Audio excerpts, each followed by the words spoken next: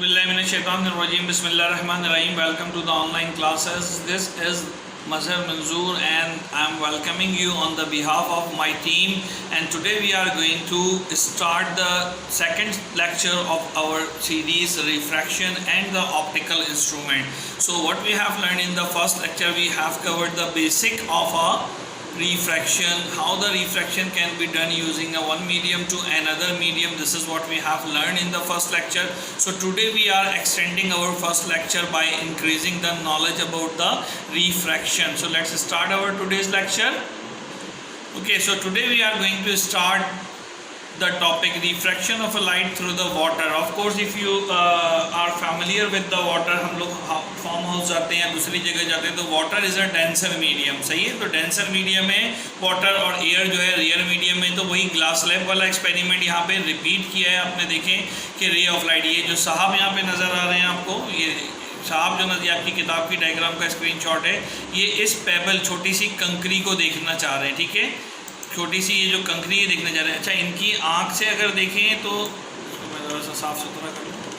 अगर यहाँ से देखें तो क्या हो जाएगा, ये हमारे पास यहाँ से ये सीधा यूँ दिखना चाहिए. ऐसे ही है ना, pebbles appear to be here, यहाँ पे दिखना चाहिए. लेकिन व्हेन रे ऑफ लाइट, अब मैं ज़रा सा दूसरे कलर से इसको बनाने की कोशिश करता हूँ. व्हेन रे ऑफ लाइट, ये रेयर मीडियम में हवा में, और ये देख रहे हैं जब इन्होंने यहाँ तक देखा तो यहाँ जाने के बजाय रोशनी, ये नॉर्मल बना लो, इसका नॉर्मल आता है ना बनाना, ये नॉर्मल हो गया. किसका नॉर्मल हो गया? सरफेस से. ये वाटर है और ये रेयर मीडियम में हमारे पास लाइट है, यहाँ ये इसका नॉर्मल हो गया. तो इस नॉर्मल की वजह से इट ऑलवेज बेंड्स व्हेन, अभी हमने पिछले लेक्चर में पढ़ा था कि when ray of light enter from one point to another point, ठीक है, from rare to denser medium, it always bend towards the, किसकी तरफ मुड़ेगा? ये किसकी तरफ मुड़ेगा जी? जल्दी से मुझे बताएं, किसकी तरफ मुड़ेगा? बैंड किसकी तरफ होगा? नहीं बता रहे आप लोग. आप बैंड किसकी तरफ होगा? बैंड हमेशा नॉर्मल की तरफ होगा. यानी ये लाइन को इधर राइट को जाना चाहिए था, पत्थर यहाँ दिखना चाहिए था, कंकरी, लेकिन ये कंकरी यहाँ दिख रही है. Because the phenomena is of refraction does not allow to get the exact position. यहाँ पे एग्जैक्ट पोजिशन जो है नज़र नहीं आ रही है. तो वाटर जो है एज अ डेंसर मीडियम है, तो ये हमेशा टूवर्ड्स जो है नॉर्मल मुड़ जाएगी लाइन. उम्मीद है ये फेनोमेना मैं समझा पाया हूँगा. यहाँ तक डिस्कस करने के बाद अगला जो हमारे पास स्टेप है, इसके अंदर हमने काम की बातें तो बहुत सारी डिस्कस कर ली, लेकिन अगला जो हमारे पास आर्टिकल है वो रिफ्रैक्टिव इंडेक्स को थोड़ा सा और देखते हैं एक बार कि रिफ्रैक्टिव इंडेक्स होता क्या है, ताकि उसको गो थ्रू करके फिर आगे हम प्रिज्म के बारे में शुरू करें. उसकी एनिमेशन आपके लिए तैयार की है, उसको गो थ्रू करते चले जाते हैं. तो चलें जी, स्क्रीन चेंज करते हैं. यहाँ पे हमारे पास हमने रिफ्रैक्टिव इंडेक्स का फार्मूला क्या पढ़ा था, टाइपिंग कर लेते हैं. रिफ्रैक्टिव इंडेक्स का फार्मूला या म्यू का फार्मूला क्या पढ़ा था? हाँ जी, रिफ्रैक्टिव इंडेक्स किसके बराबर? तो मैं आर आई लिख देता हूँ, क्योंकि यहाँ पे बार बार म्यू बनाने के लिए हमें वो चीज़ें चाहिए, लेकिन आपने म्यू बनाना है इसको. तो क्या था? साइन ऑफ एंगल आई, है ना, एंगल ऑफ इंसिडेंस का साइन डिवाइडेड बाय, यानी रेशो लेनी है. या चलो डिवाइड मैं तुम लोगों के लिए बना देता हूँ. यहाँ पे एक लाइन ले लेते हैं हम, यहाँ पे कि ये लाइन आ गई, ठीक है. और यहाँ पे हमारे पास sine of angle of refraction, angle of refraction. एक तो हमने रिफ्रैक्टिव इंडेक्स का फार्मूला ये पढ़ा था, ठीक है. यहाँ पे मैं म्यू भी बना देता हूँ आपके लिए. म्यू हमने इस तरह से बनाया था, याद है आपको? नेक्स्ट टाइम मैं अपनी टैबलेट पेंसिल ले आऊँगा ताकि इससे आपको और भी ठीक से समझ में आ सके. तो ये तो एक फार्मूला हम पढ़ चुके थे, but this can also be defined as, this can also be re explain by using the following formula which I am going to write here. यानी रिफ्रैक्टिव इंडेक्स जो हमारे पास होता है, that is defined using speed of light in air, speed of light in air, और divided by, again वही वाली बात कि डिवाइडेड बाय का साइन आएगा, तो divided by speed of light, speed of light in any medium. ठीक है, ये हमारे पास फार्मूला है. तो speed of light in air तो आपको याद है कितनी होती है, मैं इधर लिख भी देता हूँ आपको. Speed of light in air कितनी होती है? 3 रेज़ टू द पावर जी, 3 multiply 10 raise to the power 8, कितनी होती है? 10 की पावर 8 होती है हमारे पास. और यूनिट आपको पता ही है कि क्या होता है. यूनिट क्या होता है इसका? मीटर पर, वहीं पे लिख लेते हैं. यूनिट क्या होता है हमारे पास? मीटर पर सेकंड, क्योंकि वेलोसिटी है लिहाजा इसका यूनिट मीटर पर सेकंड हमारे पास होगा। ये speed of light in air है, इसको आपने याद रखना है कि सर ये बात जो है वह याद रहेगी या गिवन ना भी हो।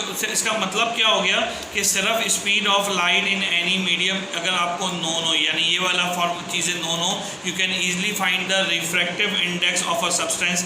किसी भी चीज़ का रिफ्रैक्टिव इंडेक्स आप आसानी से कैलकुलेट कर सकते हैं, क्योंकि speed of light in air आपको 3⁻10 मीटर पर सेकेंड और 3⁻10 to the power 8 metre per second या 10 to the power 10 centimetre per second, इन दो में से जो भी गिवन हो you can easily find the value of a refractive index. So now we have a 2 different formulae of a refractive index. Refractive index के हमारे पास 2 डिफरेंट फार्मूले हो गए। एक फार्मूला ये हो गया sine of angle I upon sine of angle R, और एक फार्मूला हमारे पास ये नजर आ रहा है। तो ये तो भाई रिफ्रैक्टिव इंडेक्स की डिफरेंशिएशन, डेफिनेशन और एक्सप्लेनेशन थी। उम्मीद है ये समझ में आई होगी।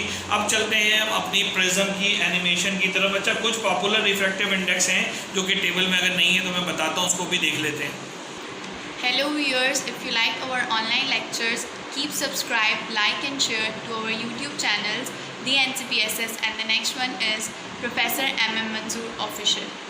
जी, तो ये आपकी स्क्रीन पे फॉर्मूला आ रहा है, speed of light in air divided by the speed of light in any medium कर लें। यहाँ पे वाटर चूँकि हमारी एग्जांपल में था तो we have taken the water, और यहाँ पे वैल्यू आपके सामने नज़र आ रही है 3⁻10⁸ पावर उधर नीचे आ गई है, इग्नोर कीजिएगा, पावर है ये। और वाटर में जो इसकी स्पीड है वो कम हो गई 2.26 मीटर पर सेकेंड होती है। 10 की पावर 8 से 10 की पावर 8 कैंसिल हुआ, 3 divided by 2.26 which will give us a 1.33। शुरू से लेक्चर में मैं आपसे कह रहा हूँ कि इसकी जो वैल्यू है दैट माई बी द 1.33 और 1.3 और 1.4 के दरमियान होती है।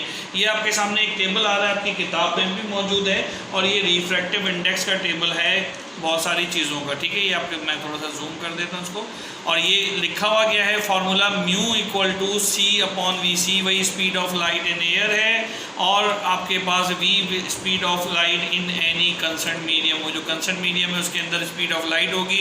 इससे हम निकालेंगे वैक्यूम। वैक्यूम हवा खला को कहते हैं, 1 आता है, एयर का 1.003, वाटर का भी हमने देखा 1.33 आ रहा है, गिलास स्लैब का जो हम यूज़ करेंगे 1.4 के आसपास आएगा। ये कुछ आपके सामने, इनको आपने याद रखना है। यहाँ तक बात आपको समझ में आ गई होगी, रिफ्रैक्टिव इंडेक्स भी आपको समझ में आ गया होगा। Now move to the numericals. Numericals की तरफ चलते हैं। एक आध एग्जाम्पल हमारी किताब में जो दी है, अच्छा 14 को इग्नोर कीजिएगा, मुझे नहीं पता इस वक्त आपकी किताब में कौन सा चैप्टर है। बात बहुत सीधी सी दे रहा है आपको, क्या बात दे रहा है कि जी स्पीड ऑफ लाइट जो है वो हमारे पास मौजूद है।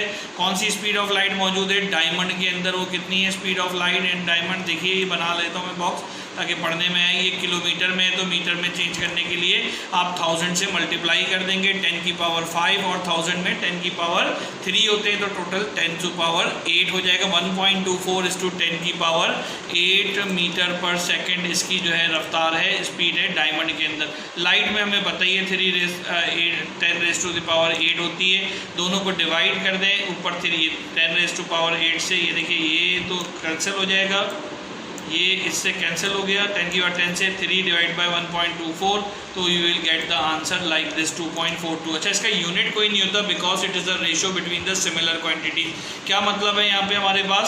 मैं यहाँ पे मतलब आपको समझा देता हूँ। स्पीड ऑफ लाइट, स्पीड का यूनिट जो है क्या होता है? मीटर पर सेकेंड होता है। इसी तरीके से नीचे भी स्पीड ऑफ लाइट है हमारे पास, तो वो स्पीड का यूनिट तो नीचे भी क्या होगा जी, जल्दी से बता दें क्या होगा स्पीड का यूनिट? नीचे भी मीटर पर सेकंड होगा because it is a ratio between the similar quantities. तो लिहाजा ये जो है, ये जो है इससे कैंसिल हो जाएगा, दोनों कैंसिल हो गए तो we will get no unit. तो इसका यूनिट कोई नहीं होता रिफ्रैक्टिव इंडेक्स का, ठीक हो गई बात ये, because it is a ratio between the similar quantities. Let's move ahead quickly, अगले पे चलते हैं। Refraction through the prism. Prism is another medium, एक और चीज़ है जिससे हमारे पास जो है, यहाँ प्रिज्म क्यों पढ़ाया जा रहा है? क्योंकि ग्लास स्लैब तो पढ़ लिया, बिल्कुल सेम मीडियम में उसी तरीके से हो रहा है। देखें ये आपके पास, मैं थोड़ा सा इसको बताऊं, इसकी एनिमेशन भी हमने रखी है तो आपको उससे भी नज़र आएगा। लेकिन देखें ये आपके पास इंसिडेंट रे आई, रेयर मीडियम से डेंसर मीडियम, जाना इसको ऐसे चाहिए था लेकिन ये मुड़ गई टूवर्ड्स नॉर्मल। ये इसका नॉर्मल है, किसका? मीडियम का नॉर्मल हमें बनाना होता है, तो मीडियम का नॉर्मल ये बन गया। तो ये रे जो सीधी जानी थी आपके पास, ठीक है, इधर जानी थी, यहाँ पे सीधी जानी थी, आपकी रे इस जगह पे जानी चाहिए थी। ये इस जगह जाने के बजाय it will bends towards the, किस तरफ मुड़ गई? टूवर्ड्स द नॉर्मल की तरफ मुड़ गई है ना, यहाँ से नॉर्मल की तरफ मुड़ गई क्योंकि रेयर से डेंसर में आई। फिर डेंसर से रेयर में आएगी तो उसको जाना ऐसे सीधा चाहिए था, माउस को फॉलो कीजिए, जाना सीधा चाहिए था, लेकिन ये अपने नॉर्मल से क्या कर दे, अवे की तरफ मुड़ जाएगी। यहाँ पे अवे मुड़ जाएगी, ये हमें नज़र आ रही है यहाँ पे, ठीक है। भी एनिमेशन में और भी क्लियर हो जाएगा। लेकिन मेरा सवाल ये नहीं था, मेरा सवाल ये था कि why we are learning again and again the same phenomena. Concept समझ में तो आ गया। तो भाई इसका मतलब ये है यहाँ पर इसको बार बार पढ़ने का कि ये जो प्रिज्म है ना, ये बहुत सारी चीज़ों के लिए इस्तेमाल होता है। कभी ये धूप आपके पास पड़ी हो, धूप में जब वाइट रोशनी देखते हैं तो अचानक से आपके 7 कलर्स बना देती है वेबगायर। तो वो कलर्स जो हमें नज़र आते हैं वो क्या होता है, रोशनी जो है डिस्पर्स हो जाती है, टूट जाती है अपने कंपोनेंट्स के अंदर, तो वो प्रिज्म के थ्रू होता है। इसी तरह से it use for in the telescope, binoculars, पेरिस्कोप्स। पेरिस्कोप्स हमारी आबदोज़ों में जो लगे हुए होते हैं, नीचे से देख रहे हैं, पानी के काफ़ी किलोमीटर नीचे मौजूद होते हैं और ऊपर देख रहे हैं कि क्या स्पाइंग कर रहे हैं, क्या नहीं कर रहे हैं, अभी आने वाला है। तो इन सब चीज़ों के मैकेनिज्म के अंदर जो बेसिक मैकेनिज्म है, that we are going to use the prism. और प्रिज्म का आपका एक प्रैक्टिकल भी है, तो लिहाजा इस तरीके से ये आपके लिए बहुत ही ज़्यादा इम्पॉर्टेंट जो है वो आर्टिकल हो जाता है। तो इसकी एनिमेशन देखते हैं और फिर यहाँ तक हम अपनी बात, और इसका रिफ्रैक्टिव इंडेक्स देखेंगे, तो इधर तक हम अपनी बात ख़त्म करेंगे। इसका रिफ्रैक्टिव इंडेक्स ये रहा, लेकिन ये आया कहाँ से, इसको मैं थोड़ी देर में आपको बनाकर बताता हूँ कि ये है क्या चीज़, ठीक है। तो याद रख लीजिए, साइन ऑफ रिफ्रैक्टिव इंडेक्स किसके बराबर है, sign angle A plus D. D क्या है, मिनिमम डेविएशन डिवाइड बाई 2 और साइन ए बाई डी। अब साइन ए क्या है और साइन ऑफ मिनिमम डेविएशन क्या है, ये दरअसल जो है आपको पता होना चाहिए। तो मैं इसको आपको बता के फिर वापस इस स्लाइड पे हम आते हैं, पहले एनिमेशन देखते हैं। ओके, रिफ्रैक्शन जो है हमने देखनी है यहाँ पे प्रिज्म की तरह। ये एक हम 2 डायमेंशनल प्रिज्म बना लेते हैं। यहाँ पे देखिए, आपके सामने बन रहा है, नज़र आ रहा है 2D डायमेंशन, ताकि वो आपको एरोज़ का जाना आना आपको पता चले। ये आपके पास रे ऑफ इंसिडेंट आती है, यहाँ पर ये आपको रे ऑफ लेबल कर दिया। उसके बाद एंगल आई बनेगा किसके साथ, ये नॉर्मल आपका ड्रॉ हो गया। नॉर्मल किसके साथ है, ये इस प्रिज्म के साथ है, ठीक है। याद ये रखना है कि इस प्रिज्म के साथ देखिए ये 90 का एंगल बना रहा है, नज़र आ रहा है, ये 90 का एंगल। तो इसलिए इसको हम नॉर्मल टू द मीडियम कहते हैं। इसको जाना किधर चाहिए था, नॉर्मल के साथ इस लाइन को जाना इधर चाहिए था, लेकिन ठीक है ऐसे ही जाना चाहिए ना, लेकिन चूंकि ये रेयर से डेंसर में हुई है एंटर, तो रेयर से डेंसर में होने की वजह से it always bends towards the normal, normal की तरफ बेंड हो जाएगी।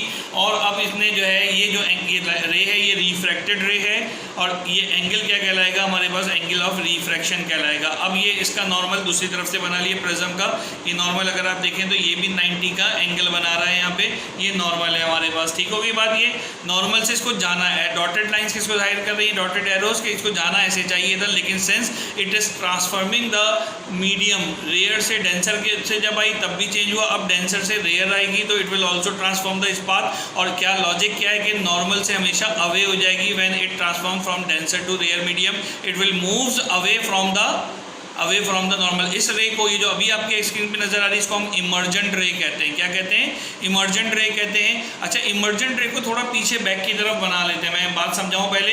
तो ये देखें, ये इंसिडेंट रे का असल पाथ था, इसको डॉट डॉट किया। इस इमर्जेंट रे को असल डॉट डॉट करके पीछे की तरफ अगर हम बना लें, देखें इस तरीके से, तो ये जो एंगल आ रहा है ये एंगल ऑफ डेविएशन कहला रहा है। क्या कहला रहा है ये एंगल ऑफ डेविएशन कहला रहा है। ये आपके सामने एनिमेशन में नजर, एंगल ऑफ डेविएशन समझ में आया। और वहाँ पे एक म्यू में हमारे पास फार्मूला एंगल ए का भी था ना। एंगल ए क्या है, एंगल ऑफ प्रिज्म। ये एंगल चूंकि ये आपके पास तीनों से इक्विलेटरल ट्राइंगल की बेस पे बना हुआ प्रिज्म है, तीनों एंगल 60 डिग्री के होंगे अगर, तो एंगल ए की वैल्यू 60 होगी यूजुअली इस केस में जो हम सामने पढ़ रहे हैं। उम्मीद है ये बात समझ में आई होगी आपको, ठीक है। तो ये प्रिज्म के थ्रू रिफ्रैक्शन हो रही है जो आपके सामने मुसलसल नजर आ रही है। अब चलते हैं उधर refractive index of a prism की तरफ, जो हमने बीच में छोड़ा था। अब ये समझ में आएगा, एंगल डी समझ में आ गया और एंगल ए समझ में आ गया, उसके बेस पे हम निकाल सकते हैं आराम से refractive index of a prism. So let's move toward the formula. Okay, तो यहाँ पे हमारे पास वो एंगल डी हमारे पास आ गया था और angle A angle of prism है। तो ऊपर हमने क्या रखना है यहाँ पे, ठीक है, न्यूमरेटर में a plus D M divided by 2, दोनों का एवरेज ले लिए, नीचे a डिवाइडेड बाई 2। तो जो भी एंगल आएगा इन दोनों का साइन लेकर उनका रेशियो निकाल लेना, we will get the we will get the refractive index of a prism. इसका जो है रिफ्रैक्टिव इंडेक्स जो है हम प्रिज्म का निकाल सकते हैं। इसके बाद अगला बड़ा ही इंटरेस्टिंग टॉपिक आ रहा है, इसके लिए बड़ी ज़बरदस्त एनिमेशन बनाई है, टोटल इंटरनल रिफ्लेक्शन, ये लेकिन इंशाल्लाह हम नेक्स्ट लेक्चर के अंदर फॉलो करेंगे। और उससे पहले आपका होमवर्क बता दें, आज जितने भी टॉपिक्स हमने किए हैं इसमें वाटर के अंदर रिफ्रैक्शन से लेकर प्रिज्म और प्रिज्म के थ्रू जो आगे रिफ्लेक्शंस थी, इन तमाम चीज़ों को आपने गो थ्रू करना है। You need to revise them, क्योंकि अगर लेक्चर अच्छे से समझना है तो आपको इन तमाम चीज़ों को अलाइन करना पड़ेगा। Take care of yourself. अल्लाह हाफ़िज़।